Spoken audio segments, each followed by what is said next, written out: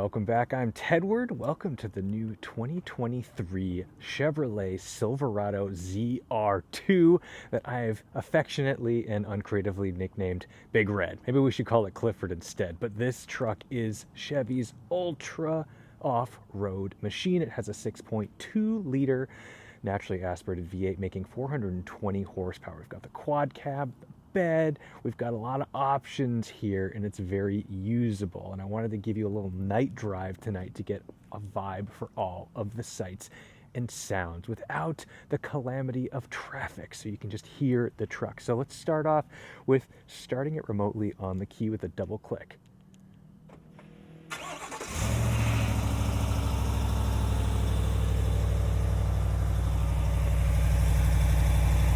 See this dual exhaust and a nice big old spare under there in case things go awry for you. Something I really like about the ZR2 is all of the skid plates, but especially check out this approach angle. This nose is right up against those front wheels, allowing you to practically go straight up against your obstacles, which is fantastic. And I'm really digging the new lighting design. This is why I think it's worth doing these night drives, because I think that looks mighty good.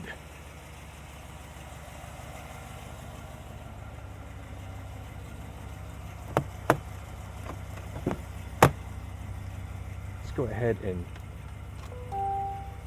shove these headlights on just to make sure that we can see everything. Oh yeah, that looks great.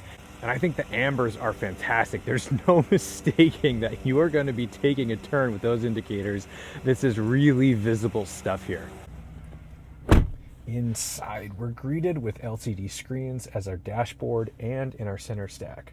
The truck will automatically set up your heated steering wheel and heated seat based on the exterior temperature. So my wheel is already nice and toasty and my butt's getting warm because it's just a bit under 40 degrees right now. So in the summertime, I would anticipate if it's super hot, you're going to be getting that cooled, ventilated seat action before you even touch the leather.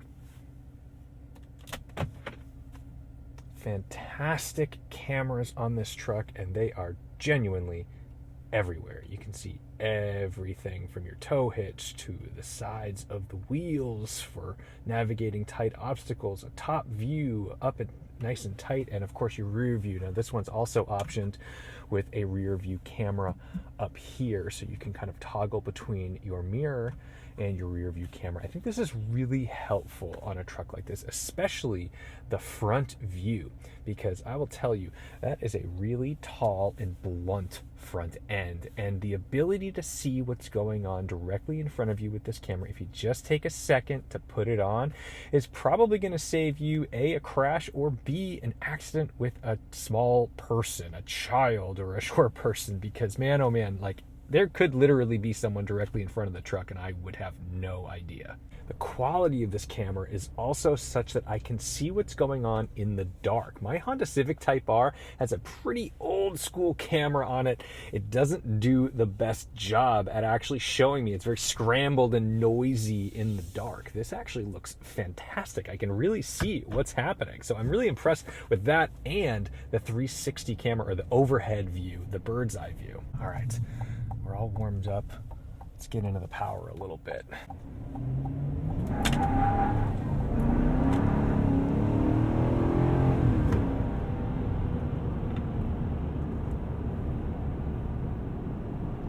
Allowing for a little bit of slip. This 10-speed doing an okay job off the line. It's a little bit clunky at the lower speeds, but it really starts to make sense at higher speeds because I love the way these short gears shift, and we'll see that on the highway, especially when you're kind of making that 40 to 70 mile per hour sprint.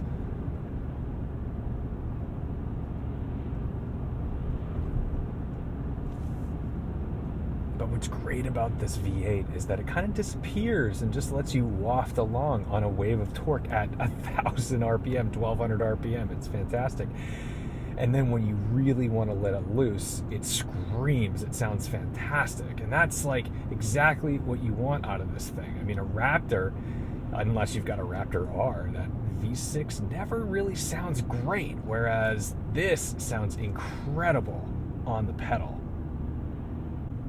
So something the ZR2 does differently than the unfortunate competitors it has to go against, because it really isn't a Raptor or TRX competitor. It doesn't have the power of the TRX or the Raptor for that matter, and it doesn't have like the Baja suspension that the Raptor has. This is an off-road vehicle. It's designed to be able to get in and out of really terrible environments off the beaten path, and I think it'll do that just fine. Unfortunately, I don't get to really experience that out here right now, but that's all right. You're still going to need to live with the truck, but that does mean that it's a little bit stiff. We've still got this great 3-valve damper suspension setup on all 4 corners, the DSSV I believe it's called, and they are really impressive, especially in a corner.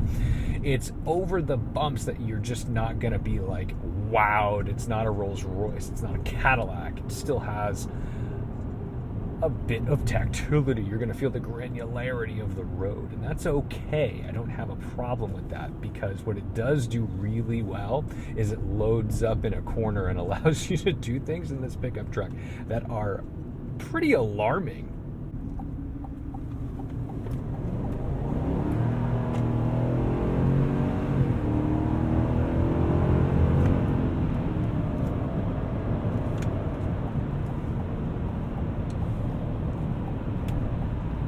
Bit of noise from the tires in a corner, not surprising considering they're made for mixed terrain, certainly not like a road-going tire.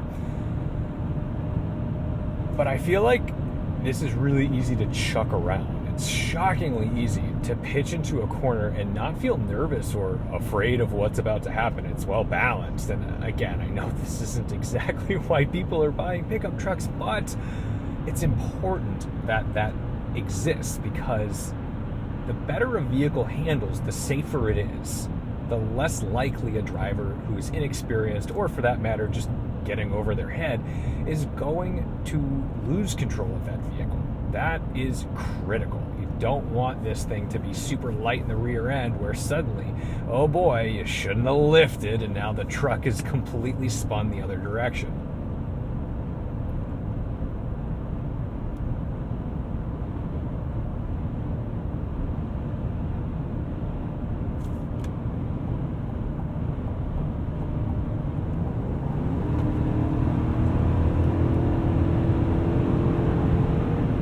Top end of this thing is just incredible. It really pulls. I mean, this thing actually really hustles, and it's like you almost get this boost by gear sensation. And I know it doesn't have any forced induction, but it does just feel like it gets faster and faster. It's kind of wild. I love it.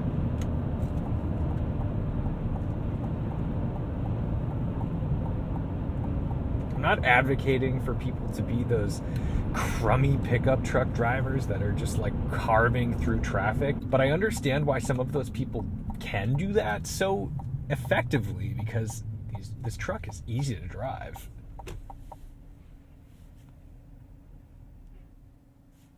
Got our auto start stop. You can easily turn that off here, because I can understand why, for the longevity of an engine, you may or may not want it to be constantly losing oil pressure and then starting back up the second you're going to hit it.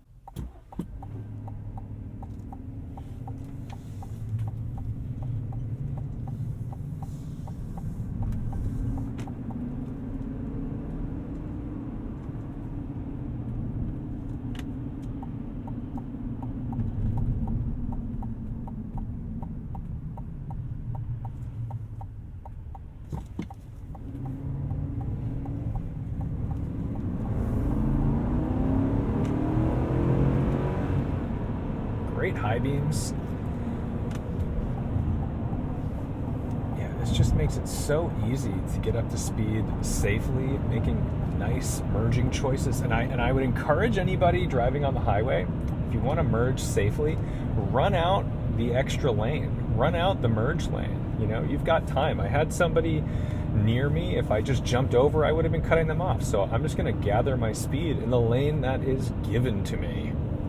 But out here, nice and relaxed cruising. I think the steering and everything just kind of flows together. It's an easy, large vehicle to drive. And I could easily recommend this for somebody who's going to be making long haul drives, because if you've got to bring things long distances, whether you're towing or whether you're just got a payload in the bed, this is not a bad place to be for a few hours. I've got great maps, and when my Apple CarPlay decides it wants to be annoying because my phone is a little old, I can always resort to the integrated navigation that's here with the Google Maps. That's really helpful.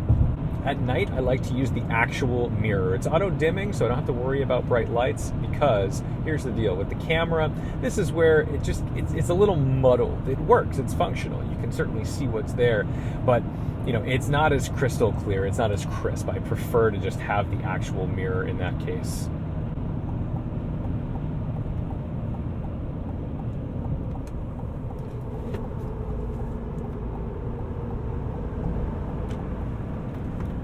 Really can take a corner. It's pretty impressive.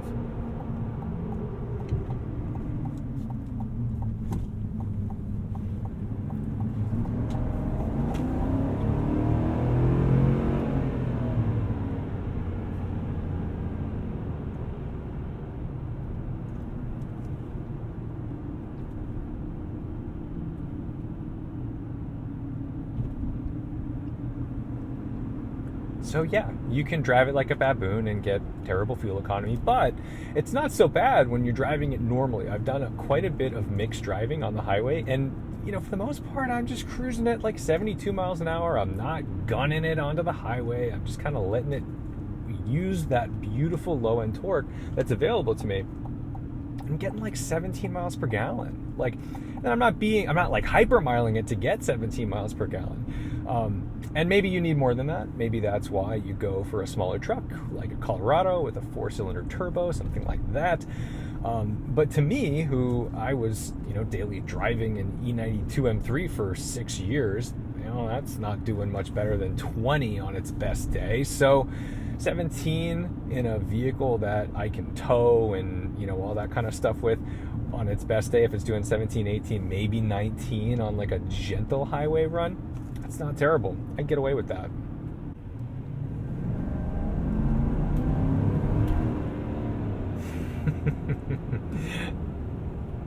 I don't need to follow through with wide open throttle, but I do like to give it a little nudge just to hear it. I've only got it for another day, so I've got to enjoy a V8 in the driveway while it's here. Told the guys at Chevy I wouldn't jump it, but there is something nice about not having to slow down quite so much for these railroad tracks. Just takes it.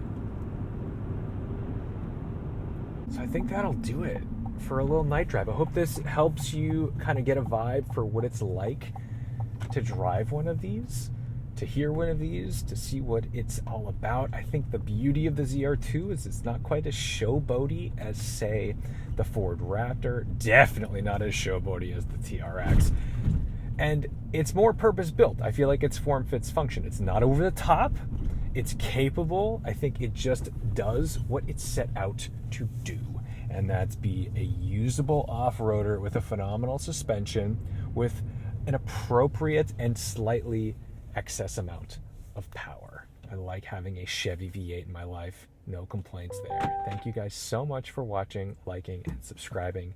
Don't forget to respect the drive, and I'll see you in the next one.